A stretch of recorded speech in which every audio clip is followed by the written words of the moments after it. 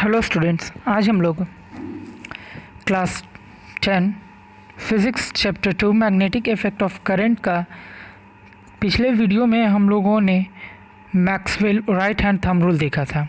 ठीक है, तो आज हम लोग टॉपिक को आगे बढ़ाते हैं और आज के टॉपिक जो हम स्टार्ट करने वाले हैं वो है magnetic field due to current carrying circular loop और कॉइल। आज हमारा है जो मैग्नेटिक फील्ड है एक सर्कुलर लूप या फिर सर्कुलर कॉइल की बात करें उसके थ्रू जो हमारा मैग्नेटिक फील्ड है उसके बारे में आज हम लोग बात करने वाले हैं इस वीडियो में। ओके, तो होता क्या है कि जो हमारा मैग्नेटिक फील्ड लाइंस है वो कॉइल में या तो वो एकदम सर्कुलर होगा या फिर कॉन्सेंट्रिक। सर्कुलर का मतलब बच्चों आप लोग समझते हो कि गोल, या फिर कॉन्सेंट्रिक सर्कल के बारे में आप लोगों ने इस पढ़ा है, वही चीज़ है। या अगर हम बात करें कि जो हमारा कॉइल पे सेंटर, कॉइल के सेंटर पे जो हमारा मैग्नेटिक फील्ड होता है वो मैक्सिमम होता है, या फिर अगर हम बोले तो यूनिफॉर्म होगा। ओके, या फिर अगर हम फेस पे बात करें, फेस पे तो हमारा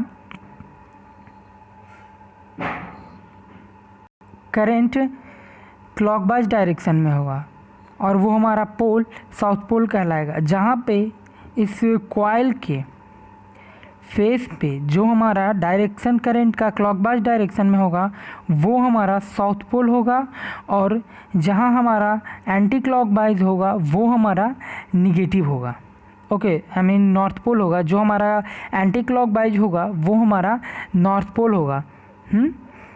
और इसी को हम लोग क्लॉक रूल कहते हैं, इसी को हम लोग क्लॉक रूल बोलते हैं। तो हमारा कुछ इस तरीके से इसका पॉइंट्स आते हैं कि जो मैग्नेटिक फील्ड है वो एक सर्कुलर लूप या फिर कॉइल के थ्रू जो करंट कैरिंग है उसका होता है क्या। तो जो हमारा magnetic field line near the coil are nearly circular और concentric. The magnetic field at the center of the coil is maximum almost या फिर यूनिफॉर्म बोल सकते हैं। और अगर हम बात करें फेस पे, कॉइल के फेस पे, तो जो हमारा करंट रहता है वो क्लॉकवाइज डायरेक्शन में होता है और वो हमारा फेस साउथ पोल कहलाता है। ठीक है, और if the current around it is in anti clock direction, और जब हम इसके फेस पे एंटी क्लॉक डायरेक्शन देखते हैं तो वो हमारा फेस नॉर्थ पोल कहलाता है, और इसको हम लोग क्लॉक रूल भी कहते हैं। इस लाइन को हम लोग, इस प्रोसेस को हम लोग क्लॉक रूल भी कहते हैं। तो बच्चों आई होप कि आप लोगों ने ये समझ लिया होगा कि हमारा जो मैग्नेटिक फील्ड है due to current carrying circular loop के कारण कैसे और क्यों होता है जो। ठीक है, अब हम देखते हैं कि जो हमारा मैग्नीट्यूड है मैग्नेटिक फील्ड का वो सेंटर कॉइल पे होता क्या है। तो जो हमारा मैग्नेटिक फील्ड का जो मैग्नीट्यूड होगा बच्चों वो सेंटर ऑफ कॉइल का होगा क्या कि जो हमारा directly proportional to the current flowing through it. जो भी हमारा करंट फ्लो हो रहा है हमारे लूप में, हमारे सर्कुलर लूप में, कॉइल में जो हमारा करंट फ्लो हो रहा है वो हमारा डायरेक्टली प्रोपोर्शनल होगा।